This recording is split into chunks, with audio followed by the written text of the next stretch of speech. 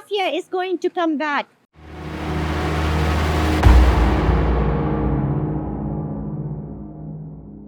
For over 2 decades, the name of Dr. Aafia Siddiqui has echoed through courtrooms, protests, and headlines. It's over 20 years. You take away 20 years of someone's life and you say there'll be justice. There is no justice for us. This is about picking up the pieces and moving on. This is about the dignity and honor of a woman, of a daughter, of a nation, bringing Aafia back. And Aafia herself, she's just a mere shell of what she was. In 2003, Siddiqui vanished from Pakistan's Karachi with her 3 children. 5 years later, she resurfaced at the US's Bagram Air Force Base in Afghanistan as a ghost detainee. Her family says she was initially held by Pakistani authorities, who at the time denied it. In 2010, she was convicted of trying to kill US soldiers and sentenced to 86 years in prison. She was also linked to suspected terrorists and accused of being involved in suspicious activities before September 11, 2001. We have so many witnesses to the kidnapping, witnesses of her being in Bagram, the whole conspiracy of letting her go when, Aafia became this famous person. Our lawyer has testimonies from former intelligence agencies and from FBI and CIA agents as well, who were at that time there. So she has the perfect alibi. Siddiqui's lawyer, Clive Stafford Smith, has been retracing her steps. In the past year and a half, he uncovered new evidence, which had not been accessible because of Afghanistan's chaotic situation post 9/11. I got something just yesterday, which is compelling evidence for this. One of the things, they'd forced her to copy stuff out to make her look like a terrorist when she was being tortured in Bagram and elsewhere.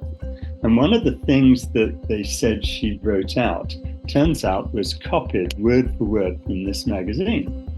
And this is Discover. And this magazine was only published in America and was only published in hard copy and could only have come from the people who were torturing her in Bagram, because she couldn't possibly have got her hands on it. The US denies detaining Siddiqui at Bagram before her 2008 arrest in Afghanistan, claiming Afghan forces had caught her with materials linked to terrorism. Despite the emergence of new evidence, they've been sticking to their story. We have visited the Bagram prison where I was held, where I used to hear the sounds of a woman screaming, and we have interviewed a large number of prisoners, former prisoners, Afghans mostly, who were held and witnessed and are eyewitnesses to Aafia being present.